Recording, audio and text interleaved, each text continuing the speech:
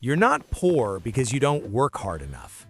You're poor because you've been trained to stay that way. And the training started so early, you don't even notice it anymore. There are 5 habits embedded into your daily routine that function like financial quicksand. The more you struggle, the deeper you sink. And the worst part? Most of them feel responsible. They feel smart. They feel like exactly what you're supposed to be doing. Let's start with the one that sounds the most virtuous. Habit number 1. You save money in a savings account.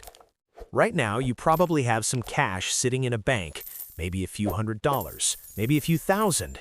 It's your emergency fund, your safety net, the responsible thing to do. Except it's not actually safe. It's evaporating. The average savings account in the United States pays about 0.4% interest per year. Inflation over the past 3 years has averaged around 5%. Do the math. Your money is losing 4.6% of its value every single year just by sitting there. $1,000 today will have the buying power of roughly $860 in 3 years without you spending a dime. But here's the thing. You were taught that saving is good. And it is, just not like this. The wealthy don't park cash in savings accounts. They park it in assets that grow faster than inflation. Stocks, real estate, index funds, anything that moves. Because they understand something you were never told. Cash is a melting ice cube. You think you're being safe. You're actually being poor in slow motion. Habit number 2. You buy things because they're on sale. 50% off. Buy one, get one free. Limited time offer. Your brain lights up. You feel like you're winning, but you're not saving money. You're spending money you weren't going to spend in the first place. This is called the discount illusion, and it's one of the most profitable tricks in consumer psychology.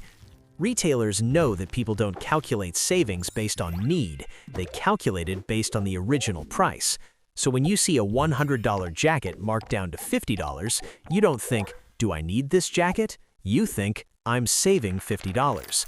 But you're not. You're spending $50. Let's say you do this twice a month, just twice. 2 sale purchases that feel smart. That's $100 a month, $1,200 a year. Invested in an index fund with a 10% annual return, that $1,200 turns into over $20,000 in 10 years. But instead, it's sitting in your closet with the tag still on.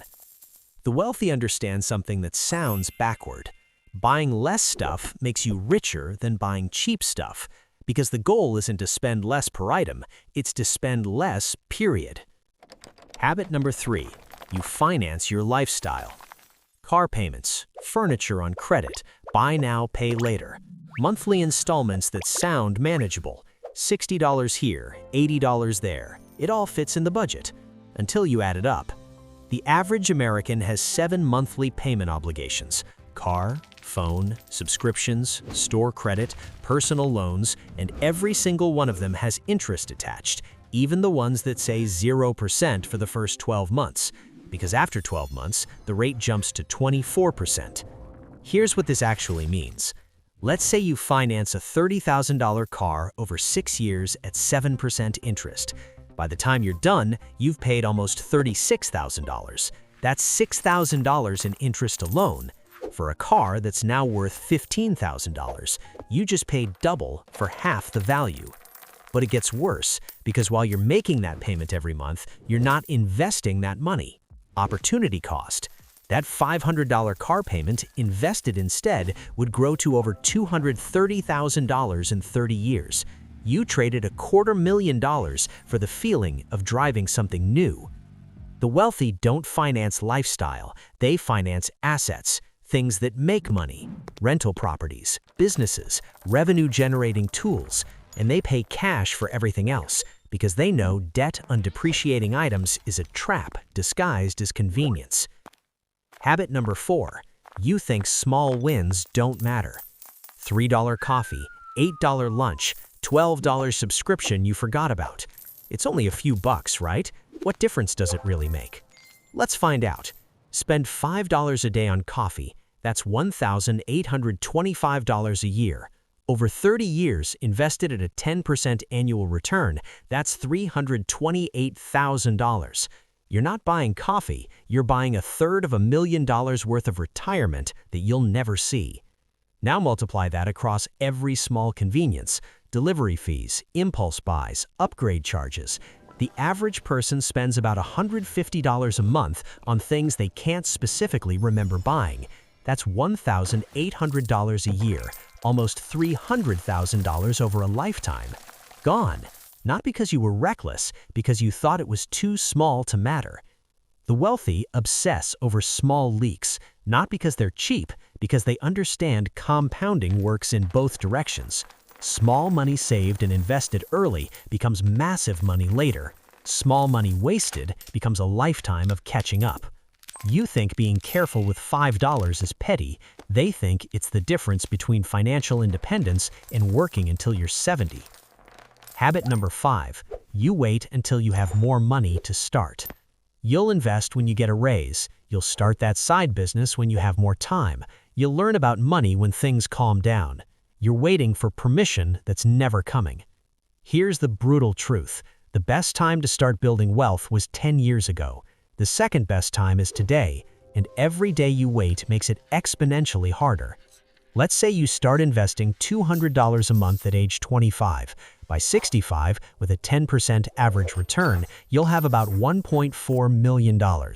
Now let's say you wait until you're 35 to start. Same amount, same return. You'll have about $550,000. Waiting 10 years cost you $850,000. Not because you invested less, because you missed the compounding. Time is the most valuable asset you have, and you're treating it like it's unlimited.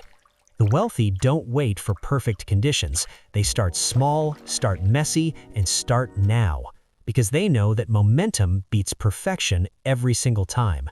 You think you're being cautious, you're actually being expensive. So here's the question nobody wants to answer. If all of this is true, if these habits are this destructive, why does everyone keep doing them? Why does the culture push savings accounts and credit cards and financing and waiting? Because a population that's financially illiterate is a population that keeps spending, keeps borrowing, keeps working, keeps consuming. It's not a conspiracy, it's just math, and the system runs better when you don't understand it. You're not poor because you're lazy. You're poor because you've been trained at advice designed to keep you exactly where you are. The only question left is whether you're going to keep following it.